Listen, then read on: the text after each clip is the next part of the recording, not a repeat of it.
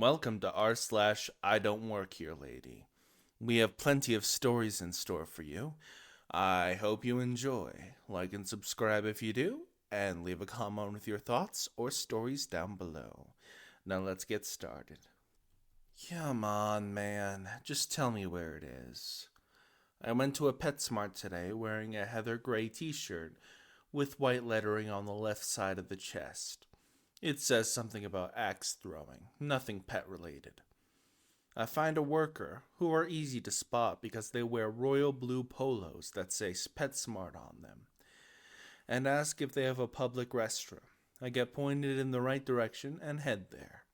Not really important information, just wanted to show the difference in attire. Afterwards, I head out and make it maybe 20 feet and get stopped by a lady who asks me where the bathroom is. I point her where I just came from. Then a man approaches me and asks, "Do you know about that dog costume that makes it look like they're holding a knife?" I nod and mention that I think they are funny. "Can you tell me where they are?" I say I have no idea and I actually don't work here. "But you're wearing the shirt!" "Sir, this is not blue, and it has nothing to do with pets." "But you helped her about the bathrooms."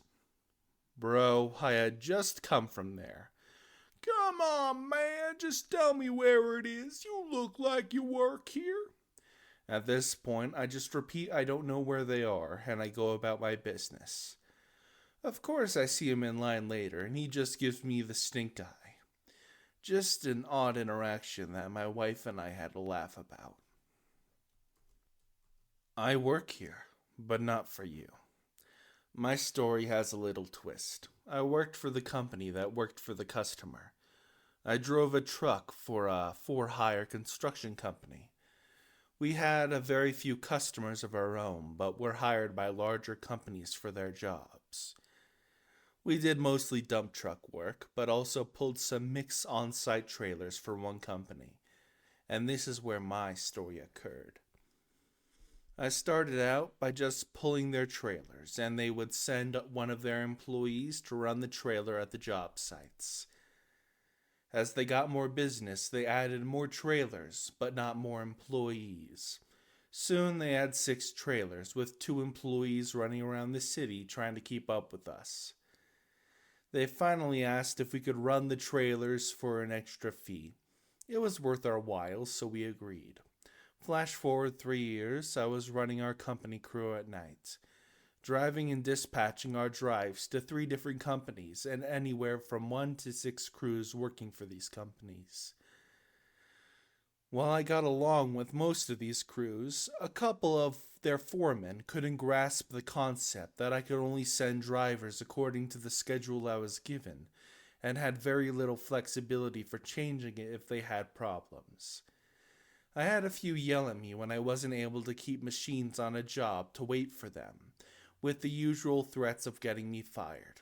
I would just shrug, point to the ABC company name on the machine, and XYZ Inc. name on our trucks. At one point, one of these foremen had the regional superintendent come out to yell at me. I did the usual pointing, and the superintendent understood I was just doing my job as instructed, and reamed out the foreman for wasting his time. After a while, the global corporation that owned the division we were working for decided that $1 million profit wasn't enough to keep that division open, and announced it would finish existing projects and then shut the doors. This led to both the foreman that disliked me to come up to me for the following conversation. The foreman's like, "Ha ha, asshole, you're finally losing your job. Don't bother applying here. We'll make sure you don't get hired." And me, faking puzzlement, "What do you mean I'm losing my job?" "ABC is shutting its doors. You're done." I'm laughing. "I've been telling you 2 idiots for over 2 years. I don't work for them. For the last time," pointing at my truck door, "I work for them, and they already have a customer that wants my truck full time." It was fun watching the 2 of them walk away, dejected that I was still gainfully employed. If I worked here, I'd care. But I don't, so I don't. At an old job, I had my uniform that looked like a Walmart uniform. So one day, after a bad day of work, I'm at Walmart and a lady comes and asks for help to finding something. I had no idea what the item even was and no idea where it was, and I'm too tired to care. I said, "I'm sorry, I don't know." She goes, "Do you not care?" Without thinking of where her mind is going to, I go, "I don't care. No." I just wanted her to leave me alone so I could go home. She then says louder, "But you work here. You should care." I looked at her, tired, exhausted, and said, "If I worked here, I would care. But I don't, so I don't." I grabbed my item and walked to the register. She did not follow. "You're looking for what?" In the early 2000s, during my summer between college semesters, I worked for a major lawn and garden distributor. We serviced hardware stores, did resets, made sure the planograms were maintained, and worked the store management and employees on new projects and products. For dress code, there wasn't one. Even the sales reps would wear street clothes. The management and staff we worked with knew who we are, but customers tended to think we were just weird fellow customers. When they did ask for help, it was usually in our products, so we didn't mind. Even when it wasn't, we were in enough stores and were paid enough that taking a few minutes was not a problem. We were in the middle of dealing with the pest problem when a sweet elderly lady approached me. She is quiet. "Sir, can you help me?" "I work for a distributor, but I'll see what I can do." She gets a huge evil grin on her face, and her voice gets louder as she announces she's looking for "big white cock." Only she did not pronounce the L. Of course, she had to make all manner of appropriate or inappropriate hand motions, and she explains. And me, frantically disengaging, I'm like, "Hang on." I went to my sales rep. He goes and comes back with his face turning bright red and snags the assistant manager. The assistant manager comes back choking and grabs the store manager. The store manager proceeds to keep a straight face and help her and uses her pronunciation. He returns, looks at the three of us, me 18, my representative 40, and the assistant manager in his 20s, and tells us to grow up. If it were not for her grin, I'd feel bad for her, but she was 100% in on the joke. "No, I can't go behind the bar and grab you a bottle of rosé. I'm here to collect plates." So at most events, caterers and the bar staff are separately hired. This was the case at this wedding, but in an unfamiliar venue, and the company I worked for set up in the kitchen, nowhere near the bar. Bar staff wear white shirts, name tags, and black trousers. We wear all black. This wedding had been going on for a very long time, and everyone was very drunk, so when I was doing my last look around on the tables for cutlery, coffee cups, plates, and ceramics that our company provides, this guy calls me over. I'm holding 4 plates at this time, no free hands. I'm exhausted from hauling these heavy dishes around. It's 11:30 and I'll likely finish cleaning up just before 1 a.m., and I'm not looking forward to needing to polish 300 pieces of silverware, stack and wrap plates, and load the stuff into the van. He calls me sweetheart, and I can hear how drunk he is, so decide it doesn't matter if I'm rude. He tells me he would love it if he could grab him a bottle of rosé for the table. I tell him semi-politely that I can't, and start passing by the table when another guy grabs at me, misses, but manages to make me slip a plate out of my arm. It didn't break, but it makes a mess with the leftovers on the floor, which I have to then take the plates out to a drop station and clean up. He leans back in his chair and tells me to just grab a bottle because it's an open bar. Again, I tell him I cannot go behind the bar as I don't work there. At this point, we have been passed by an actual member of the bar staff, but they usually don't deliver bottles to the table to discourage people from getting too drunk like this guy. I tell him to get it himself and head off with one plate since someone else just took my others. Minutes later, I hear this guy at the entrance to the kitchen. We go in one way and out the other so we don't bump into each other with full hands. He's pushing on the shut door as I polish away. He is calling me a bitch because the other girl grabbed me a bottle when I went up.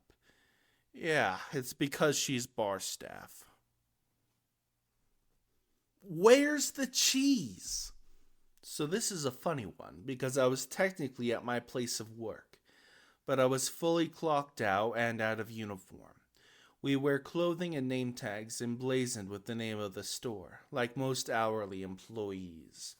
So I'm clocked out, I have no store identification on. I'm wearing a ball cap and graphic tee, and I'm in the middle of doing my own shopping. I'm standing near my cart, taking a final look around to make sure I have everything before heading to checkout. Pretty normal. A customer I don't recognize comes up to my side and says, "Excuse me," and I haven't worked in this location for long enough to be recognizable by regulars, by the way. I ignore the question because I just spent 8 hours with people. I'm burned out, it's my Friday, and oh right, I'm not being paid. The company doesn't pay me to do nothing, and I don't do it for them for no money. And on top of that, I'm just a shopper right now. No one needs to be talking to me. I wasn't blocking any product or posted up in a place where someone would need to get by. So right, I ignore it. But, again, more insistent, "Excuse me." I look up but don't reply. "Where's the cheese?" Now, we can see the cheese from where we are standing. This is an adult probably around my own age, 30s to 40s. Not a kid or an elder. So I look at the customer like, "Really, dude?" Look down at my t-shirt where there is no name tag. Look back at them and say, "I am not working." They just keep looking at me like there isn't a thought in that head. I, not a dick, but also not doing any work for free, says something like, "I'll get someone who's working for you," which is more than I owe this person. I call out to a coworker, "Hey Tony, are you clocked in? Can you help this customer? I'm off." And then I walked away. As I was checking out, Tony came up to me and laughingly shared that the customer was low-key offended.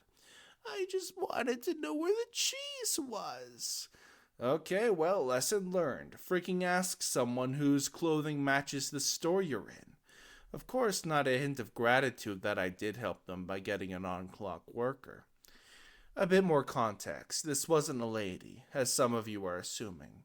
It was a grown man who was facing what he needed. The tone of voice was demanding from the outset, and got ruder when I didn't immediately respond. When I finally turned my attention to him, he gave my body the obvious up and down look. I don't give people like that my energy when I have barely enough to do what I need to do for myself. And I sure don't let men engage with me when their first move is to get into my space. I tried to keep gender out of the story, but I realized too late that the context is pretty important. Also, I've been in retail for decades, thus the clear boundaries. That's the end of today's video. I hope you all enjoyed the stories I had provided for you. Remember to like the video, subscribe to the channel, leave a comment with your thoughts or stories down below. Who knows, I might read them one day for a video. And maybe check out my links in the description below. Okay, I'll see you next time. Hasta la pasta.